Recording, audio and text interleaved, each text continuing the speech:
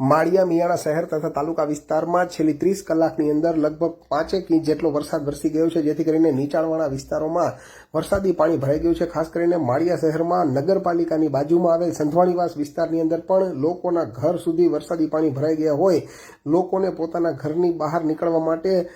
પારાવાર મુશ્કેલીનો સામનો કરવો પડે તેવી પરિસ્થિતિનું નિર્માણ થયું છે। સામાન્ય રીતે જ્યારે મચ્છુ બે ડેમમાંથી પાણીનો જથ્થો મોટા પ્રમાણમાં છોડવામાં આવે ત્યારે માળિયાની સ્થિતિ બદતર થઈ જતી હોય છે અને ત્યાં વરસાદી પાણીની સાથોસાથ મચ્છુના પાણી પણ લોકોના ઘરમાં ઘૂસી જતા હોય છે। જોકે આ વખતે હજુ સુધી મચ્છુ બે ડેમ ઓવરફ્લો થયો નથી, પરંતુ ગઈકાલથી લઈને આજ સુધીમાં એટલે કે છેલ્લી 30 કલાકની અંદર 5 ઇંચ જેટલો વરસાદ વરસી જવાના કારણે માળિયામાં સંધવાણીવાસ સહિતના જે વિસ્તારો છે ત્યાં વરસાદી પાણી લોકોના ઘર સુધી ભરાઈ ગયા છે અને તેનો કોઈ નિકાલ નથી, જેથી કરીને નગરપાલિકાની બાજુના વિસ્તારની અંદર પણ વરસાદી પાણી ભરાઈ ગયા છે। તો અન્ય વિસ્તારમાં આનાથી પણ બદતર પરિસ્થિતિ હોય તેવી વાતને નકારી શકાય તેમ નથી।